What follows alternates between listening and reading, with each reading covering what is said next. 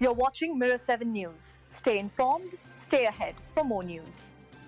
So here's what's been unfolding around Girlguiding, and it's a pretty significant development. The organization has announced that trans girls and young women will no longer be allowed to join any of its youth groups. This includes rainbows, brownies, guides, and rangers. The news has been shared as a difficult decision, and the timing follows months of legal reviews and internal discussions triggered by a major Supreme Court ruling earlier this year. To give some context, back in 2017, Girlguiding updated its policies to welcome trans girls, aiming to support all girls and young women. But things changed after the Supreme Court clarified in April that the terms woman and sex in the Equality Act 2010 should be interpreted as referring to biological sex. Once that ruling was handed down, many organizations across the country had to reevaluate what this meant for their own policies, and Girlguiding was no exception. According to the organization, there was extensive internal consultation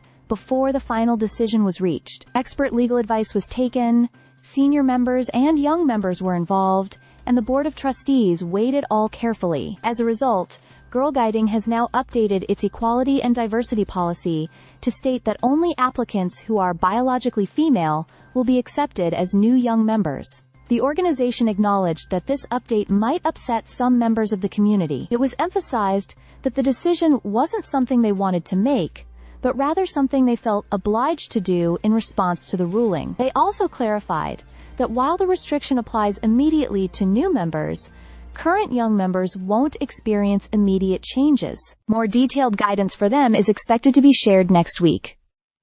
For adults, most volunteer roles like helpers and administrative support remain open to all genders, so Girlguiding does not anticipate that volunteers will have to leave. And despite the shift, the group insisted that it remains committed to supporting people from marginalized communities and that a new task force will be created to explore ways to reinforce this commitment going forward. Outside the organization, legal experts and activists have continued to voice concerns over how the Supreme Court ruling might affect trans people more broadly, particularly when it comes to accessing gendered spaces. Some legal commentators have even argued that the ruling has been misinterpreted, suggesting the Equality Act was meant to protect people, not exclude them. So while the organization itself is trying to balance legal obligations with its long-standing value of inclusion, the broader conversation about rights, spaces, and equality isn't going away anytime soon. Stay subscribed for more videos.